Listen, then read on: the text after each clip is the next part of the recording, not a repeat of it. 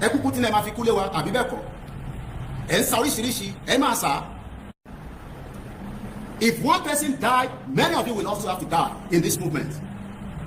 Tẹ́ bá pààyàn kan àwa náà máa ṣe kí ni a máa ṣe kí ni ẹ fún gbogbo yín ni. We are telling you we should negotiate Yoruba land out of Nigeria. And so Tinubu cannot be alive for the next 30 years. He will also have to die at some point. We will not sit behind anymore and wait for you to do what needs to be done. Clearing call from Gbogbo Omo Yoruba. Britain ò fẹ́ fi yín sílẹ̀ lọ́rùn. Britain ò fẹ́ fi yín sílẹ̀ lọ́rùn. Britain ò fẹ́ fi yín sílẹ̀ lọ́rùn. Britain sọ pé ìyà máa jẹ yín títí tẹ́ máa fi kú ni, and we will not allow such to happen in Yoruba land.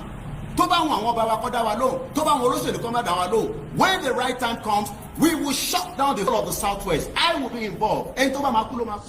Shut up, you cannot do anything. You too, you will shut up when the right time comes. You would have to be the one to shut up, because Nigeria has been run on a fraudulent foundation for the last 60 years, and we are not going to tolerate it anymore. If the politician likes, let us break it now peacefully. If not, things will destroy. It can turn to violence, it can turn to anarchy, it can turn to crisis, it can turn to a civil war. Any confusing yín against Omo Yoruba nation. Ọmọ Oòduà ni wá. Ẹ jẹ́ ká kọ́kọ́ da ilé yẹn wó. Ilé wo la fẹ́ dà wó? Nàìjíríà ni. Bó bá àwọn Tinubu kó lóhùn ò ní gbọ́, ó máa padà dìjà. Orí ẹ pé ọmọ àlè. Ṣé kò jẹ́ kórí ẹ pé kò dìde kára máa tá ibara ṣe ń tà mí náà? Kí ló máa bí ẹ? Ṣòro pé yà ń jẹ̀bi ni. I can return back to London and go and sit in London. Fúlàní tó bá fẹ́ pa mí ní London, mo ń dúró dè. Nigerian language. We are nations that had been forced together to live in one pathetic country. So anybody who goes there today to say pray for Nigeria, that person is just deceiving himself, because the people who want to be that Nigeria are not sat down to agree if they want to be Nigeria. I agree. We have the one Nigeria. Ìdí tá a ṣe ń sọ pé self-determination is not a crime. Yoruba nation mega rally máa wáyé, kò sẹ́ni tó lè dá dúró. Àdúrà tá à ń gbà òun náà ni pé kó má pẹ́ ju bó ṣe yẹ lọ mọ́ nígbà tí gbogbo wa bá ń gbáradì sílẹ̀. Orí ìkànnì wa náà la ṣe wà tá à ń pè ní Koiki Media, bringing the world closer to your doorstep. If you are watching me, please retweet. If it's your first time, remember that this is a self-determination platform. We are not for one Nigeria. We are not for APC. We are not for PDP. Our whole life is to make sure that Nigeria will be de-amalgamated. It cannot be done without you and me. It can be done with me and you. If you say you are waiting for one politician doesn't want Nigeria to break, because Nigeria is their pot of soup. Good evening and welcome to the live transmission on the Koiki Media Network. We are fully live on the YouTube channel Koiki Media, backup channel WD76. We are live on Twitter. We are live on Twitter Space. We are live on the two Instagram that is fully back, Olayomi Koiki and Koiki Media. We are live on Facebook. One of my Facebook has been shut down again till May 24. They know the truth and nothing but the truth. And only the truth will save us from the contraction that British created. The British citizen cannot be enjoying while 60 million Yoruba people are struggling on a daily basis. We will shut down the whole of Southwest by God's grace when our leader, Professor Akintoye, asks us to come out for our rally. Ìwọ tó ń sọ pé ó pẹ́ jù, kí ni múra sílẹ̀? Tẹ́ bá tún múra sílẹ̀, ká tún máa múra sílẹ̀, because we are going in for a serious discussion this evening again. Rally nìkan la máa sọ̀rọ̀ lé lórí, and we will not have to talk about many things. But an update came to me. Oba Okuntojilo, I've been told by the right source pé ọba yẹn ò tí kú, but ọba yẹn ṣì wà lọ́wọ́ àwọn Fúlàní terrorists tó jí ọba gbé. A ti sọ fún wọn tẹ́lẹ̀, even though pé àwọn ọba tó ń jí gbé wọ lórúkọ púpọ̀, àwọn ọba tá fẹ́ kọ́ jí gbé, àwọn náà dúró rárá, àwọn náà ń dira wọn dáadáa. But one thing is, lè stop Yoruba nation, lè stop rally, lè stop declaration Baba Akintoye at the appropriate time, lè stop ọmọdé yẹmọ kó má padà wá sílé. Mo ṣe bá bàbá sọ̀rọ̀ tán láìpẹ́ ni wọ́n ṣe jí lójú oorun ni. Àlàáfíà ni olóyè wà, àlàáfíà ni Baba Akintoye wà. Kí gbogbo wa ká lọ máa gbáradì, nítorí pé àsìkò tó bá ti ní ká jáde kò tún ní sọ pé àní jáde mọ́. No group is bigger than Baba Akintoye. Kò sí bí ẹni náà ṣe lè ní ìmọ̀ tó, kò sí ọgbọ́n tó lè wà lórí yín tó, nítorí pé Baba Akintoye ni wọ́n gbé ìrìn àjò yìí síwájú. Baba Akintoye dẹ̀ la máa tẹ̀lé. no group can be bigger than the YSDM. Any group tó bá ti fẹ́ ṣe ju YSDM lọ tán ní pé àwọn làwọn máa direct yín, ẹ bẹ̀rẹ̀ sí wà very careful pẹ̀lú àwọn tó jẹ́ adarí inú group náà. My name is Olami Koiki, mo kí gbogbo yín lẹ́ẹ̀kan sí. Ẹ jókòó ká tó bára balẹ̀ ká tẹ̀sínú ìrìn àjò yìí. Rally ń bọ̀, ìwọ tó ń béèrè pé Koiki ó ti ń pẹ́ jù, ara ń ni wá. Mo kí gbogbo ẹ̀yin tẹ́ ń sọ bẹ́ẹ̀, ó tó bẹ́ẹ̀ kẹ́ sọ bẹ́ẹ̀, èmi náà ń múra sílẹ̀, èmi náà ń gbáradì. But preparation ò kí n tó. Preparation must continue. Ẹ gbọ́dọ̀ máa discuss and mobilization must also continue. A ṣe fẹ́ bẹ̀rẹ̀ ìrìn àjò yìí ni. Ẹ jẹ́ ká pílẹ̀ orin àsíá wa ká tó máa tẹ̀síwájú. Mo kí gbogbo èèyàn wa. Ilé-iṣẹ́ kan leléyìí, a dúpẹ́ lọ́wọ́ ẹ̀. A dúpẹ́ lọ́wọ́ àwọn gbogbo àwọn team wa tí a jọ ń travel back and forth. Àwọn kan ní Koiki má jẹ́ kọ́ bí tó wà.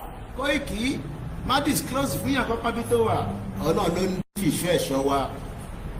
A máa wọnú Yorùbá land, a máa jáde, kò sí tẹ máa ṣe fún wa.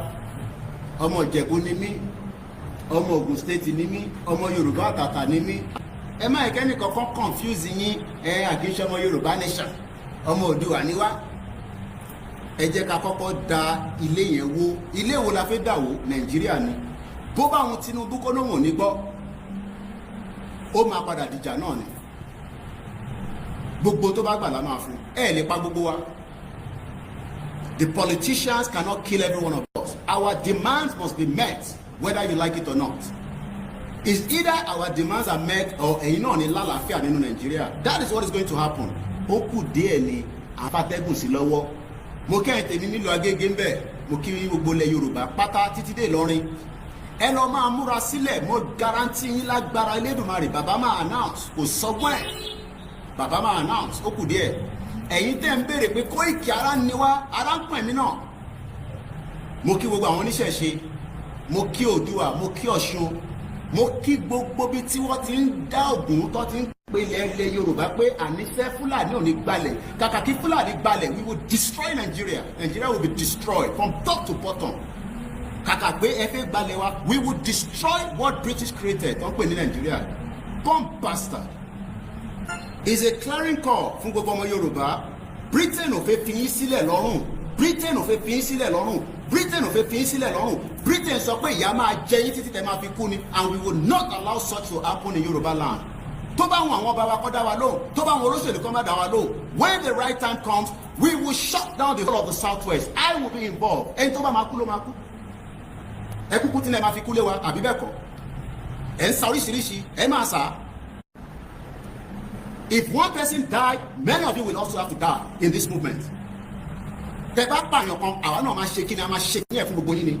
We are telling you we should negotiate Yoruba land out of Nigeria. Ẹ sọ pé ẹ fẹ́ gbọ́, Tinubu cannot be alive for the next 30 years. He will also have to die at some point. We will not sit behind anymore and wait for you to do what needs to be done on our life. Bomb bastard, idiot all over the place. Ẹ lọ máa múra ẹ̀yin ọmọ Yorùbá. Kò ń ṣe Lagos state nìkan, even in Lagos state, Ogun state, Oyo state, every part of Yoruba land will be locked and key until our demands are met. That is going to be the instruction from Baba Koyi. Ó kù díẹ̀. Ẹ̀yin tẹ́ ẹ sọ pé shut up, you cannot do anything. You too, you will shut up when the right time comes. You would have to be the one to shut up because Nigeria has been run on a fraudulent foundation for the last 60 years and we are not going to tolerate it anymore. If the politician likes, let us break it now peacefully. If not, things will destroy. It can turn to violence, it can turn to anarchy, it can turn to crisis, it can turn to a civil war. People will have to die, but Yoruba land will still remain. Ní ṣoríire. That land does not belong to Bola Tinubu. That land does not belong to the politician. The land belongs to every indigenous Yoruba people. And enough is enough. We have told you in the last 5 years, let's sit on the round table and do it peacefully. Peacefully. Then we will shut it down. Gbogbo business here will be destroyed. We will destroy all your businesses in Yoruba land. Gbogbo politicians here. All your houses will be destroyed. We will destroy every single one of you for the lives of millions of Yoruba people that have suffered for the injustice that you have done in our life for the last 60 years. Enough is enough. We know where you are living. We are taking every details of wherever you live, your hotel, every part of Yoruba land. We are noting it down. You will not have anywhere to run to. We will all remain in Yoruba land and suffer the consequences of what you have done on our lives. Continue to deceive yourself. All your businesses have been marked down. We are taking note. ẹ̀yin tẹ́ ń fún wa ní information yẹn continue to give us all those information across Yoruba land. Hotel tó bá kọ́ ẹ̀ nílé gbé lóòótọ́ yẹn mọ́. Let's sort this out amicably. If you refuse to sort it out amicably, it will become violent across Yoruba land. It's this fact. Mo kí gbogbo ẹ̀yin àwọn tẹ́ ń béèrè pé nígbà òní rally máa dé lọ́ọ́ máa múra sílẹ̀ dáadáa. Tó bá wùn yín kẹ́ shut wa down, tó bá wùn yín kẹ́ rán ikú sí wa. If I die, millions of people will still rise and finish job. And try. Mo kí Professor Adebanji Akintoye, mo kí olóyè ọmọ Adéyẹmọ Ìgbòho Òòṣà. Ìgbòho Òòṣà. Bàbá Akintoye mo kí yín. Káyọ̀dé Mọ̀lá mo kí ẹ. Mo kí George Akínọlá. Mo kí YSDM, mo kí gbogbo groups. Mo sọ fún yín pé èmi àti movement yìí, we will find a solution to it. Bàbá ò ní declare Yorùbá nation nílẹ̀ Yorùbá irọ́ lẹ́pa. Tí Nàìjíríà má ṣe bá exist, we will destroy it. Tí Yorùbá land ò bá ní wá. Bó bá wùn yín kẹ́ pè wá ní terrorist. America pèyàn ní terrorist 6 months ago. Right now, it is working with America. Kò ní dá fún gbogbo yín. For the injustice you have done on every single one of us, enough is enough. Tó bá wùn yín kẹ́ máa lọ sọ́dọ̀ àwọn babaláwo kẹ́ káàkiri gbogbo àgbáyé kẹ́ máa sọ pé Koiki o, we will attack him spiritually. Àwa náà ní dúró. We will be working to secure ourselves and our family. Ojoojúmọ́ náà sọ fún mi, wọ́n yẹn gbé ìgbésẹ̀ lọ́tún lọ́sì to take me out. Pé ṣé mi nìkan ni àbí bẹ́ẹ̀ kọ́? You think that will scare us this time around? Àwa ti kọjá àwọn bàbá tẹ́tí fi kú dẹ́rù bà. My father lived a very fruitful life before he died. I have done what millions of people have never thought they can do, and that will be something that people remember me for. Ambosibosi ikú kan nípa wa nísìn. You think you can scare us with our children, with our wives, with everything that we have? We will finish this job with Baba Akintoye. If Nigeria will have to exist, we will destroy everything in Nigeria so that Nigeria will never have to exist, because British destroy Yoruba land, and it is time that we tell the fucking British that enough is enough. Kò ní dákun Britain for what they've done on our life. Wọ́n ní ṣoríire. Britain is the one behind what is happening in Yoruba land, and we will have to destroy the last empire. If you like, wait for us. Anybody that attack us when we come out for rally is a Fulani man, we will attack you back. It's as simple as that. Tebati attack you at the rally. You are a Fulani man, we will attack you. We will back attack you. That is what we're going to do. If you think that this is a joke, it's no more a joke. We have told you, let us resolve this amicably. Countries are break. The world has not come to an end. There is no reason for keeping Nigeria. Nigeria is a bastard country that Britain created, and we will destroy the last empire. Britain will not be able to do anything when the rally starts. We will shut down everywhere. Nothing will exist inside Yoruba land until our demands will officially be met. And if our demands are not met, Baba Akintoye will go to the next stage and do what is needful for us to declare our Yoruba nation. Initially, bomb bastard all over the place. Ẹ̀yin fẹ́ máa gbádùn nínú ilẹ̀ Yorùbá, ẹ fẹ́ máa ṣe party, ẹ fẹ́ máa gbádùn, àbí ẹ nílé gbádùn. Ẹ̀yin actor, ẹ̀yin actresses, we are calling you. You will not be able to do anything. All the cinemas will be shut down in the whole of Yoruba land. Tọ́ba bẹ́ẹ̀ni kankan dá tọ́ba jáde fúnra kó sọ pé òun lọ fún sinimá kan. We will shut it down. Ẹ nílé wo movie yín mọ́. Gbogbo movie òfò tẹ́ ẹ ṣe yẹn tẹ́ fi ń ba ilẹ̀ Yorùbá jẹ́, tẹ́ fi ń destroy ìṣẹ̀ṣe, tẹ́ fi ń parọ́. You will not be able to run any cinema in Yoruba land when we start the rally. We will shut every fucking thing down. Ẹ ní sori de gbogbo yín pátápátá, bomb bastard. If you think this is a joke, try us when we come out for the rally. And Roki Baba announced the date today. Moki Baba Akintoye Dada, the leader of the Yoruba self-determination. Moki Gbogbo Omo Yoruba. Ẹ má bẹ̀rù, ẹ má fòyà. Tàbá ti jáde, ọlọ́pàá kan ní right láti arrest wa. Sójà kan ní right láti anything. Tó bá attack wa, we will attack them back. That is as simple as that. Eye for eye ni. Ẹ lọ múra sílẹ̀. This is not the rally that we're coming out, that we're going back inside. We will be out demanding our rights. And if we are killed, we kill them back. It's as simple as that. That is what the word says. You can't kill innocent people that have come out for their rally and you think that you go scot-free. The back power, we will look for all your family across Yoruba land and we will take them out. Bomb bastard. And you that you are Yoruba telling us to shut up, you know go better for your papa to tell us to shut up. Bomb bastard. Idiot all over the place. Millions of our people cannot get medical health care. Millions of our people cannot get good health welfare. Millions of Yoruba people are dying of hunger, both old and young. If you think that this is a joke, this is not more a joke. If you like, call us terrorists, whatever name you want to call us, we are ready for it. A very good evening and welcome once again. Share the program. Èmi ni mo sọ̀rọ̀ ẹ pé wọ́n jáde pé mo tútù jáde padà. Ẹ sọ fún àwọn ọba wa. We love them too much, but we will look into their eyes when we come out for rally.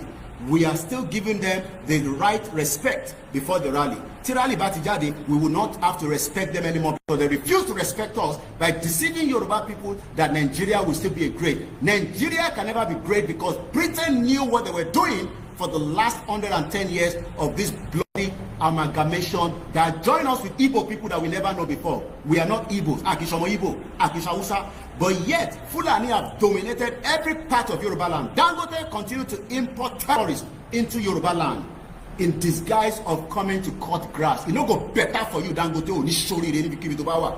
Omuali, bomb bastard. You think you can use your Dangote refinery to continue to bring machineries into Yoruba land? Where are they living? Since the last 5 years, we have been warned that Dangote has been bringing all these people into Yoruba land, but we've kept quiet. The operation will be reduced drastically when the rally starts. Tabaja de fún rally kí wọ́n sọ fún wa pé à ń disturb wọ wà á mọ orí ẹ̀ tó gbé yẹn à á reset brain ẹ̀ fún ẹ. Let's listen to the late Malafia again. He warned us. He told us that the danger is there. And with danger anywaju, Moki Gbogbo Yoruba. Welcome to Koiki Media Live. Moki Baba Kitoye Mofi Towotowo Mofi Kiyin Koloba Aforiji Yawa Olubusola Akitoye that died last year December. May her soul rest in perfect peace. Yoruba Nation is still an ongoing project. Ìwọ tó ní chama jáde fún rally ó ti ń pẹ́ jù kí ló ń dá dúró ẹ ṣe sùúrù ẹ fọkàn yín balẹ̀. We are on the right track. I can tell you that. I don't have to give any information. I don't have a date, and nobody can give a date, and nobody can say when the date is out it will be stopped. Tiba Babati announced the date, we go ahead, and that is it. I got a call from Ibadan of an arrest. One of our Yoruba people in Yoruba land, in Ibadan precisely. I don't need that kind of things to be sorted out when we can do things the right way. You don't need to call somebody in London. If a crime is committed, that crime must be looked into and be dealt with. That is the process. But in Nigeria, you cannot do much. Malafia warned us about Dangote, but we refuse to listen to him. Let's go back and listen to Malafia. And people don't give him his due. Okay. Do you think that tolerated such nonsense? General Abacha famously said that if an insurgency lasts for gbogbo bẹ́ẹ̀ máa dún tátá ọlọ́pàá tó bá bí dàgbó dáwà dúró lọ́nà ajẹ́kórí ọ̀pẹ ní ẹ̀ ọmọ Fúlàní ni. Some of us also have our own intelligence networks. Okay. Have met with some of the bandits. Moke Amauche, the details of sending money to me is always posted. I'll tell them to post it. Maybe you see me. Please, I'll tell my team now to post the details for support to the Koiki Media.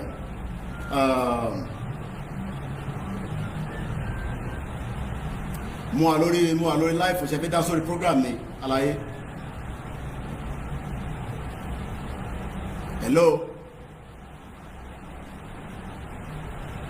Hello comrade.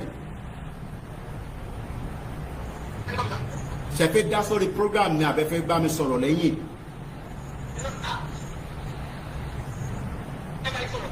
A máa sàn later mo ti wà live ní sàn àlèsàn kankan nísìn mo rẹ̀ kúrò ní studio. I'll sọ̀rọ̀ later. All right. Let's go back to the video. I'll tell them to post the details in a minute. Let's go back to Malafa one more time. Good evening and welcome to the broadcast. Gbogbo Omo Yoruba Ile. Sat down with us, not once, not twice. They told us that one of the northern governors is the commander of Boko Haram in Nigeria. Who is the commander of Boko Haram? Dangote, these northern governors, they are all part of those that bring Boko Haram.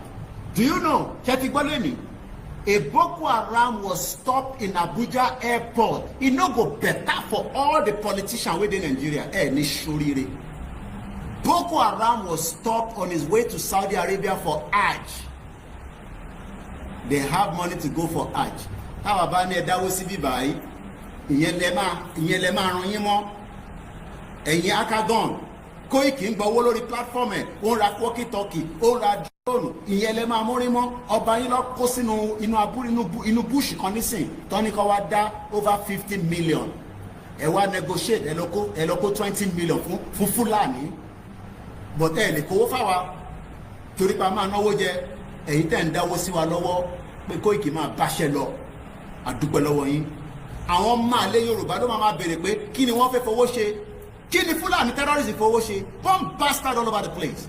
What is the Fulani doing with the money? Tó bá ṣe pé wọ́n ra weapon. Màá gbé débẹ̀. A terrorist was stopped in Abuja on his way to Hajj. Ó lọ sí Saudi Arabia. A terrorist that lives in Abuja. Who is he working for? If it's not your politician. Ìwọ wà nílẹ̀ Yorùbá. O lè lọ sí Jerusalem. O lè lọ sí Mecca. Terrorist tó ń gbowó lọ́wọ́ wa tó ń pa àwọn èèyàn lójoojúmọ́ wọ́n send ẹ̀ lọ sí Saudi Arabia. And that is the kind of country you want us to continue. No go better for you. Tó bá tún ní kíkà wà ní Nigeria. It no go better for you. And the bank are one and the same.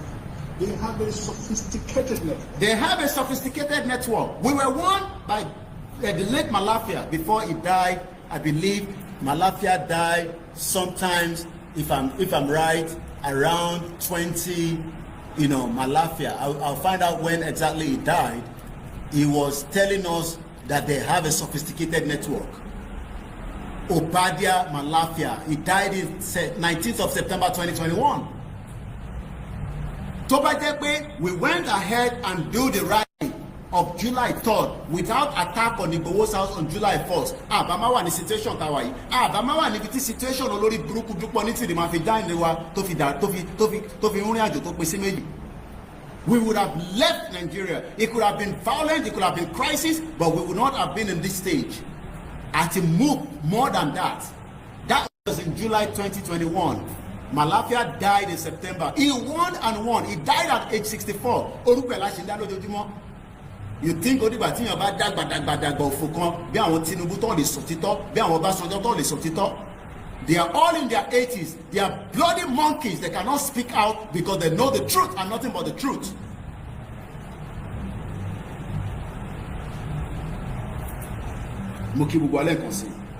This lockdown, their planes were moving up and down. During the COVID, they were moving everything from ammunition. They were moving weapons. What was the purpose of the weapons? To kill innocent Yoruba people, kill innocent indigenous people. Uche, that is the account number that have just been posted there. First Bank, Olayomi Koiki, 3096808848. You can copy it from there. I'm sure all your donations and those that want to donate, we appreciate. Let's go back. Malafia Onfunwani warning. He kept warning us continuously about the danger that is coming ahead. But because Yoruba people, we were waiting for Funke Akindele to release a movie. As if Funke Akindele movie will stop the Fulani attack. I think some of us need to start understanding that Olori Buruku ayé àtọ̀run ní gbogbo àwọn tó ń pera wọn ní actor, actresses, musicians. They are evil people that have used Yoruba land and Yoruba language to enrich themselves. And yet, many of you continue to cry. Àwọn tó yẹ kó fi ọ̀rọ̀ sọ̀rọ̀, wọn ò ní sọ̀rọ̀. Criminals all over the place. Moving ammunitions, moving logistics. People that are moving ammunitions. When we come here and sit and say, ẹ fún wa lówó ká fi ra nǹkan kan, ẹ dáwó sí YSDM, ẹ dáwó sí YSDM Europe, ẹ dáwó sí YSDM US, kí wọ́n lè tètè raise gbogbo owó tó need. They need a lot of money. I have told us many times. But because àwọn kan tún sọ fún yín pé owó nídìí owó o, wọ́n lè kí ló fẹ́ fo gbogbo owó tó ti ń dá kí ló fẹ́ fi ṣe, gbogbo owó tí Fúlàní terrorists ń gbà kí ló fi ṣe. Stupid people. tó o bá sí ní díẹ̀ tó o bá mọ tán fowó ṣe dandan ni o gbọ́dọ̀ máa wá try láti fi bàjẹ́. Kí ni Fúlàní fowó ṣe wọ́n ṣe sọ pé ó ti tó? They keep kidnapping people almost every day. They keep kidnapping people and they're taking ransom. Ẹni tó kàn ló mọ̀. Average person will pay nothing less than 5 million naira tó bá kidnap ẹ. Kí ni àwọn fowó ṣe? They're buying weapons. Now wọ́n ní drone tó lè ju bomb sí anywhere within Nigeria. Some of you are just living dead corpse. And tàbá dẹ̀ ń sọ̀rọ̀ because every time I keep talking here Koiki ń bá gbogbo àwọn ọmọ Yorùbá nation sọ̀rọ̀ orí yóò pè sáwọn ọmọ Yorùbá nation ni mo bá sọ̀rọ̀ àbáwọn idiot tó kó wa sínú wàhálà pẹ̀lú àwọn ọmọ Yorùbá tí wọ́n ti gbọ́ràn. How can I abuse Yoruba people that believe in the movement? Ṣọmọ àlè ní mí ni.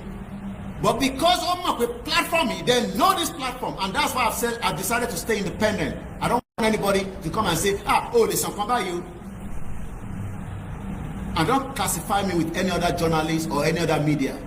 I have every right to say whatever I want to say here, because when Britain was coming, they did not take the consent of Yoruba people before they brought Nigeria. And we will not have to take the consent of Britain before we pull out and declare Yoruba nation at the appropriate time. You know, go better for any one of you. Idiots all over the place. You will know that this is not a joke. We are telling the politicians we will not sit back anymore and allow you to continue to conduct nonsense on Yoruba land as if you own the land. Boba Wunyi, reinforce all the security in Yoruba land. We will tell you that Omo Yoruba Lawa no. We will do what we need to do. Moki ente wani laro gu moki ni gbogbo káàkiri ilẹ̀ Yorùbá títí dé Ondo State moki General Trustee now. And distributing them in different parts of the country. They were distributing things. Àwa náà ra walkie-talkie níwọ̀n bá kékèké and distributed. Tá a bá announce ibi tó ń lọ fún yín kò mí báwọn tó gbà wọ́n mọ̀ pé walkie-talkie dọ́wọ́ wọn. Even if it's 3, even after that sọ pé àti kó 80 fún bàbá Akíntóyè. Only God knows how many we have bought and we are giving it quietly. Fáwọn tó yẹ kó wà lọ́wọ́ ẹ̀. Because Wale needed the same thing that Fulani are doing by moving logistics. That is what we are telling the people. Donate to YSDM, YSDM logo, so that they can have what it takes to prepare us for the rally. Rather than coming here and be telling you, show only connect my Lori channel yini. Because I want you ní kankan ṣe. Mo ń bá bàbá wa kan sọ̀rọ̀ ní Ìlá-Òrògùn. Mo ní púpọ̀ nínú wọn fẹ́ jẹ́ kí bàbá Tóyè kọ́gbọ́n àsíá Yorùbá. Wọ́n fẹ́ kí bàbá yẹn kú. That's what they are planning. They want him to die so that they can now change the narrative of Yoruba nation again. You know, go better for any one of you. One more to talk. That's why they want to destroy the movement from top to bottom. They know that Baba Akíntóyè is the only one that can lead us to the final stage. Baba tó ti ṣe wàhálà láti the last 5 years. Ẹ wá fi gbàsẹ́bẹ̀ ìrọ̀lẹ́pà. As long as I am still in this movement, you dare not do it. Bó bá wù yín kẹ́ máa rán oríṣiríṣi ló ń jáde nínú Ifá tó sọ fún wa pé Koiki o ní láti dira dáadáa o ní láti dira dáadáa because you are under a serious spiritual target. They are telling me that. Ojoojúmọ́ ni mo ń gba message continue àfi tó bá jẹ́ pé nǹkan mi ni mo ń ṣe lẹ́yìn pé kí ìrẹ̀ Yorùbá kó má dúró síbi tó yẹ kó dúró. Bó bá wùn ìkẹ́ máa sà sí mi, bó bá wùn ìkẹ́ máa jẹ sí mi, kó wùn ìkẹ́ máa oṣó sí mi, gbogbo tó bá wùn ìkẹ́ máa ṣe sí mi. Ìtẹ́mi náà bá lè ṣe létùtù èmi náà máa rán wọn kó kọ́ bá mi ṣe. Ẹnu ní gbogbo àjọ wa, we will fight to the last blood. If you think this is a joke, I am not joking. I have told you that enough is enough. Let's sit down on the round table and dissolve Nigeria. Tẹ́ ẹ bá jókòó ká dissolve ẹ̀. Gbogbo ẹ̀yin governors ẹ̀ ní nísìmí nígbà tá a bá ti jáde fún rally. Ẹ̀ ní nísìmí ní tó bá wù ní kẹrin ọmọ múra sílẹ̀ fún wa. Àwa náà múra sílẹ̀ fáwọn fẹ́ yìí náà. Àjọ máa tọ́ ìṣẹ̀ bọ́ ṣòkòtò kan náà. Àwa ju kòkòrò, àjù sáàrin wa. Àwọn tó máa gé jẹ, ẹ̀yin ìkà, ẹ̀yin ọ̀bàyéjẹ́, ẹ̀yin evil people, Yoruba people lè lọ hospital kó fún ní treatment. Tó o bá ti lówó lọ́wọ́, o máa padà kú ni.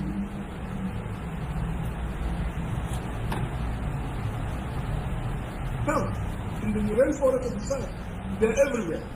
Bẹ́ẹ̀ni, Bishop Adesina, if they call us terrorists, we will call Nigeria also a terrorist government with all evidence in our hand. How can a Fulani terrorist be stopped in Abuja airport? Tó bá jẹ́ pé mi ni mo dé airport nísìn, èmi lè máa fi lock mọ́lẹ̀. Whereas a Fulani terrorist on his way to Saudi Arabia was stopped at Abuja airport, I believe over the weekend. Ìwọ ọmọ Yorùbá máa sọ pé máa yín mú sí mi pé ṣó tútù bẹ̀rẹ̀. I've told you, most of Baba Ilarogun, I can live in Africa for the rest of my life. Ìyà ò lè jẹ mí, and kankan dẹ̀ ní ṣe mí lágbára Ọlọ́run. Bó ṣe wọlé ìgbégbé àlàáfíà. Mo sọ fún yín pé UK is a place that is not meant for every one of us. 43 Nigerians were deported on the 25th of April. Ẹlẹ́rìí ni mo sọ bẹ́ẹ̀, ẹni tó deport pé mi láàárọ̀ yìí. Ó ní Mr. Koiki, èmi tẹ̀rọ kó sì wà ní UK ni. I sent my audio to him, he called me. Ó ní wọ́n ti deport mi wá sílé. Mo ní kí ló ṣẹlẹ̀? Ó ní kéèsì òun ò lọ́mọ bó ṣe yẹ kó lọ ní UK. Is that the kind of life you want to live? 43 Nigerians, Omo Yoruba kan at least wà nínú ẹ̀. Ó ti pè mí láàárọ̀ yìí. Ó ní unfortunately, mo ní mo sọ fún ẹ now, I can't give you what I told him then. But he has finally now been deported back to Nigeria. He's not likely to enter UK for the next 10 years. Ó lè lọ sí ìlú mi, but kò lè wọ UK, wọ́n ti lock ẹ̀. Bóun kó lọ ṣe fingerprint, kó ṣe anything, kò ní lè wọ UK, because UK continue to secure their border against terrorists, while Nigeria remain porous to terrorists across Yoruba land.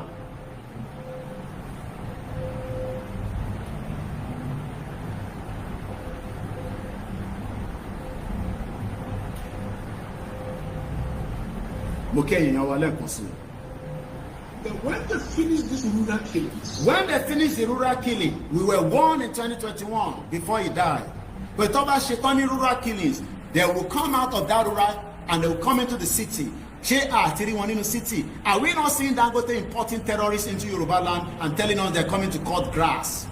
Who believe that nonsense? Who believe that stupidity? Dangote ti rí pé Sharia àgbà nílẹ̀ Yorùbá. We said no to Sharia in Yoruba land. We say no to Ruga, no to our waterways. Now they are importing people. Ẹni tó pè mí láti Lekki, ó sọ fún mi pé Koiki, if you think that this is the first time, they have been bringing these people since 2021.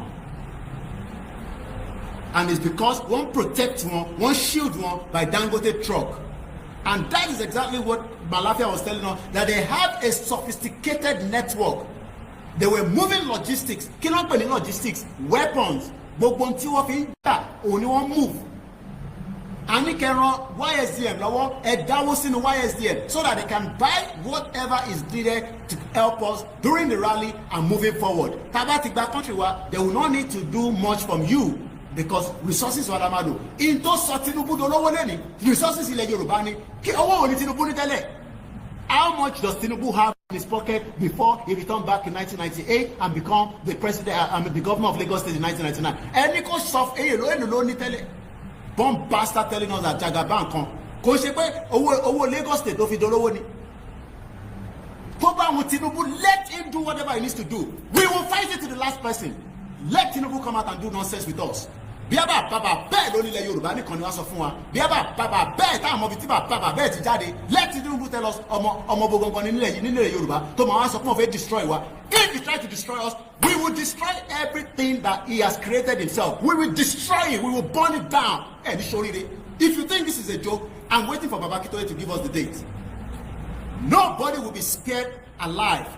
Let Tinubu come Baba Akintoye so that we can dissolve Nigeria peacefully. If he doesn't want Nigeria to dissolve peacefully because he still wants to sit with the criminal white people that are in Europe that are going to decide to him on what we want, then nothing will have to exist in Nigeria. Nobody will enjoy Nigeria. Oyibo people will not enjoy Nigeria. African people will not enjoy Nigeria because Yoruba people that are meant to enjoy Yoruba land have not been able to enjoy Yoruba land for the last 60 years. Enough is enough. Kilo de.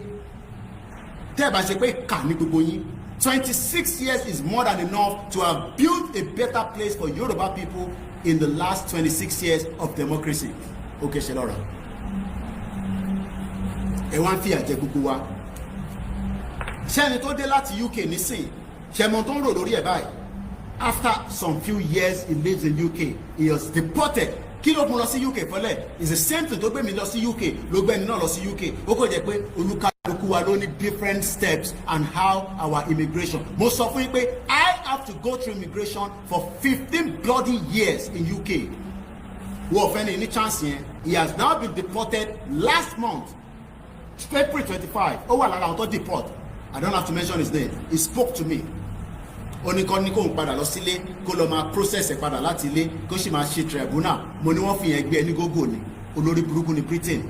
Wọ́n fi yẹn gbé ẹni camouflage ni. You're going back nowhere. If you are deported back from UK, that is the end. You better find another country or you wait for rally. Kájọ ṣe rally. Let's go back. Move to phase 2. They're gonna move to phase 2. Give me phase 2. Àti kọjá phase 2 báyìí. Àwọn ọmọ wa ní ẹ lọ dáwó sí YSDM. Ẹ support YSDM. Ẹ support YSDM Europe. Ẹ support YSDM America. Ẹ support gbogbo ibi tí bàbá Pító yìí ní kó lọ dáwó sí. They need this money to run the movement. Kò síbi kankan tó kì í need owó láti fi ṣe kankan. Ẹnu ò ṣe. Ẹnu ò ṣe. If Fulani can continue to kidnap people and take huge amount of money, why are they still kidnapping? Because they need that money to continue to buy whatever is needed for their own usefulness of their evil crime against Yoruba people, against Igbo people and Hausa people and the rest of the indigenous people. It no go better for every of these politicians that have kept us in this damage, because any unpaid security budget, yet you refuse to use that security budget to give us what it needs to protect our lives from being taken away by these criminal Fulani terrorists that Britain brought on every single one of us. Enough is enough. We can still sit in a round table and dissolve Nigeria. If you don't want Nigeria to dissolve, then we should go and prepare for war. If they will go into the urban cities. They are already going into the urban city. A Yoruba king in Okun was kidnapped. A Yoruba king in Yoruba land were killed. They were both killed. House to house. They're going house to house. And that is exactly what is happening right now. Killing prominent people. Killing prominent people. An APC man was killed. A Yoruba man. You think we are happy because he was killed and because APC? We told them we want them. They will kill each and every one of us. It doesn't matter whether you're APC, PDP, whether you're Christian, you're Muslim. Let us all demand Yoruba country, and we go back into a reconcile among all Yoruba people, and we can then form a government that work for me and you. So until we get Yoruba nation, until we get Oduduwa Republic, and bye-bye, our tabaku will continue the fight. I can tell you, this is the game plan. That has always been the game plan since Usman Danfodio, the Olori Buruku, that told us that Awoma Dipu Quran. Who is Usman Danfodio?